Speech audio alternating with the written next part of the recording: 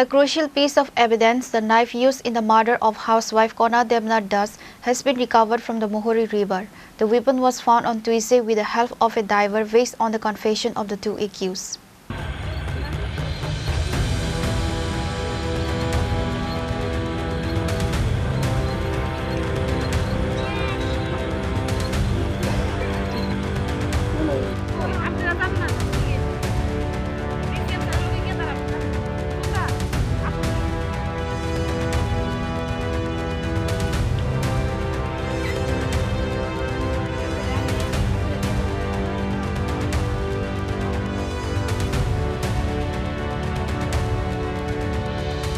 The police, acting on a tip-off from the accused, the victim's husband Muhammad Mia and his accomplice Dulal Das went to Muhuri River near the Radan Tumati bridge.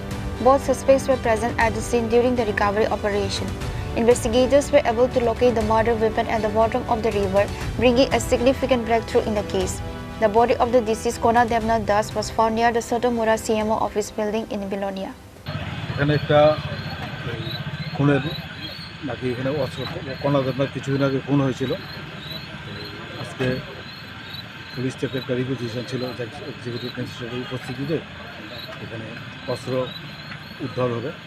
যে ওয়েপনটা use করা হয়েছিল খুনের কাছে আসামিদের নিয়ে আসা হয়। SDRF থেকে এক্সপার্ট ডুবুরিরা এখানে এসছে, তাদের সহায়তায় প্রায় 1.5 ঘন্টায় সময়ের মাধ্যমে আমরা ওই অস্ত্র ডুবুরিরা উদ্ধার করতে সমর্থ হয়। আজকে এখন আমরা অস্ত্র উদ্ধার করে আমরা এখন নিয়ে যাচ্ছি, আর এখন অফিসিয়াল কাজটা official. The successful recovery of the weapon validates the confession of the accused and will be a key piece of evidence in the ongoing investigation and subsequent legal proceedings. Both suspects remain in police custody as the investigation continues. Bureau Report, Chini, Khorang.